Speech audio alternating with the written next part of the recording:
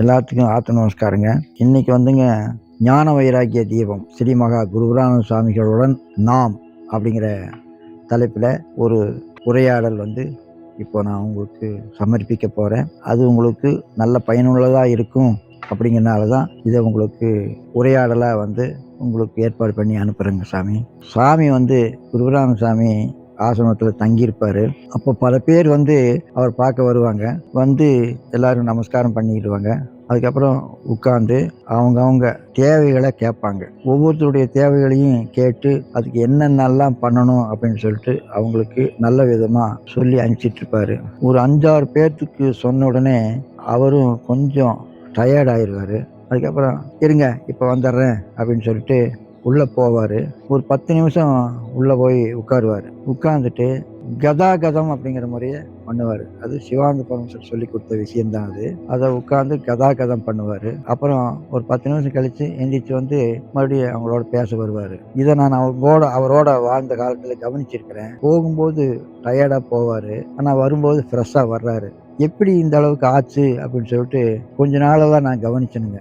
அப்போ அவர் போகும்போது நானும் போய் பார்த்தேன். அவர் உட்காந்து கதாகதம் 10 நிமிஷம் பண்ணார். அதுக்கப்புறம் திரும்பி அப்புறம் சொல்லுங்க அப்படின்னு சொல்லிட்டு மற்றவங்களோட சகஜமாக பேச ஆரம்பித்தார். அப்புறம் ஒரு நாள் சாமி கிட்ட கேட்டேன், சாமி உள்ளே போனீங்க உடனே திரும்பும்போது ஃப்ரெஷ்ஷாக வந்தீங்க அப்படின்னு சொல்லிட்டு கேட்கும்போது அவர் என்கிட்ட சொன்ன விஷயத்த உங்களோட நான் பகிர்ந்துக்கிறேன்.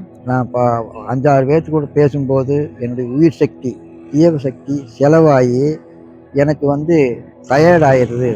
அதனால் சரி இப்போ வர்றேன் அப்படின்னு சொல்லிட்டு நான் உள்ளே போய் என் ஜீவனை சமநிலைப்படுத்தி சுகப்படுத்தி அதுக்கப்புறம் தான் மறுபடியும் அவங்களோட பேசுவேன் அப்படின்னு சொல்லிட்டு என்கிட்ட சொன்னார். அது எப்படிங்க சாமி அப்படின்னு கேட்கும்போது அதுக்கு சிவானந்த பரமேஸ்வரர் சொன்னது என்னன்னா, கதாகதம் நிகழ்த்துங்க, உங்கள் உயிர் சக்தி செலவாகாது. அந்த உயிர் சக்தி செலவாயிடுச்சுன்னா கதாகதம் பண்ணிங்கன்னா மறுபடியும் சமநிலைக்கு வந்துடும். அதை பண்ணுங்க, அப்போ உங்களுக்கு ஃப்ரெஷ் ஆகிடும் உங்கள் உயிர் அப்படின்னு சொல்லியிருக்கிறாரு. அதே போல் நானும் கவனித்து தான் பார்த்தேன். ஒவ்வொரு நாளும் கொஞ்சம் பேரெல்லாம் வந்துட்டு போயிட்டே இருப்பாங்க. ஒவ்வொரு நாளும் கவனித்தேன். அதே போல் அவர் கொஞ்ச நேரம் பேசிட்டு ஒரு 10 பேர் வரைக்கும் அவரோட பேசிட்டு ஒரு 10 நிமிஷத்தில் வந்துடுறேன்னு போவார். மறுபடியும் திரும்பி வரும்போது ஃப்ரெஷ்ஷாக வருவார். அப்போ நான் புரிஞ்சுக்கிட்டேன் நான் தெளிவாக, இந்த கதாகதம் பண்ணதுனால உள்ளே இருக்கக்கூடிய உயிர் சக்தி சேமிப்புக்கு வந்துடுச்சு அப்படின்னு நம்ம தெளிவாக தெரிஞ்சுக்கிட்டேன். அப்போது இந்த கதாகதம் அப்படிங்கிற விஷயம் உங்கள் உயிரை சேமிக்கிறதுக்காக பயன்படுத்தப்படுற அப்பியாசம் அப்படின்னு சொல்லிட்டு தெளிவாயிட்டேன். இப்போ இதை உங்களோட பகிர்ந்ததுக்கு காரணம் என்னென்னா, நம்மளும் எல்லாத்தோடையும் பேசிக்கிட்டே இருக்கிறோம். அப்போ என்னாங்கன்னா நம்ம உயிர் சக்தி செலவாயிடுது. நம்ம உயிர் சக்தி செலவாகிறதுனால நம்ம டயர்ட் ஆகிடுறோம். இப்போது சாமிகிட்ட நான் பட்ட அனுபவம் என்ன, உயிர் சக்தி செலவாயிடுச்சுன்னா மறுபடியும் சேமிப்புக்கு கொண்டு வர்றதுக்காக அமைதியாக உட்காந்து கதாகதம் பண்ணிக்கிட்டே இருந்தால் உங்கள் உயிர் சக்தி சேமிப்பு ஆகும். அந்த உயிர் சக்தி சேமிப்பானோடனே பழையபடி ஒரு ஃப்ரெஷ்ஷாக நாம் ஆயிடுறோம் அப்படிங்கிறத தெளிவாக நான் தெரிஞ்சுக்கிட்டேன். இதை ஏன் உங்களோட நான் பகிர்ந்துக்கிறேன் அப்படின்னா, பல பேர்த்துக்கு இந்த விஷயம் தெரியறதில்லை. யதார்த்தமாக வெளியில் பேசிகிட்டு இருக்காங்க. பல விஷயங்களில் தன்னை அர்ப்பணம் பண்ணிட்டு கலந்துரையாடல் பண்ணிகிட்டு இருக்காங்க. ஆனால் அவர் டயர்ட் ஆகிடுறாங்க.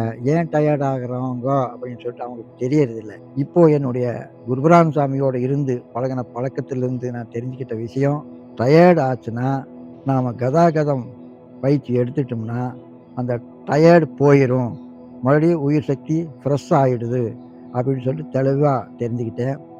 அதைத்தான் நான் உங்களோட பகிர்ந்துக்கிறேங்க ஐயா. இந்த பகிர்வு பல பேர்த்துக்கு பயன்படும் அப்படிங்கிற அளவில் தான் நான் நினச்சி இந்த உரையாடலை வச்சிருக்கிறேன். இந்த காணொலியை பார்க்குறவங்க உங்களுக்கு டயர்ட் ஆகும்போது நீங்கள் இதை செஞ்சு பாருங்கள். கதாகதம் பண்ணி பாருங்கள். கதாகதம் ஒரு 20 நிமிஷம் 25 நிமிஷம் பண்ணி பாருங்கள். உங்களுக்கு டயர்டு போயிடும். அதுக்கப்புறம் ஃப்ரெஷ் ஆகிடுவீங்க, பழைய நிலைமைக்கு வந்துடுவீங்க. இதை நீங்கள் கவனித்து பார்த்து என்னோட தொடர்பு வைங்க, சிறப்பாக இருக்கும் அப்படிங்கிற செய்தியை உங்களோட பகிர்ந்துக்கிட்டு இப்போது இந்த செய்தியோடு நிறைவுபடுத்துகிற. அடுத்து காணொலியில் இதே தலைப்பில் உங்களுக்கு தொடர்பு கொண்டு அடுத்த விளக்கத்தை உங்களுக்கு தர்றேன். உங்களுக்கு பயனுள்ளதாக இருக்கும் அப்படின்னு சொல்லிட்டு இதோடு நான் நிறைவு செஞ்சுக்கிறேன். ஆத்ம நமஸ்காரம்.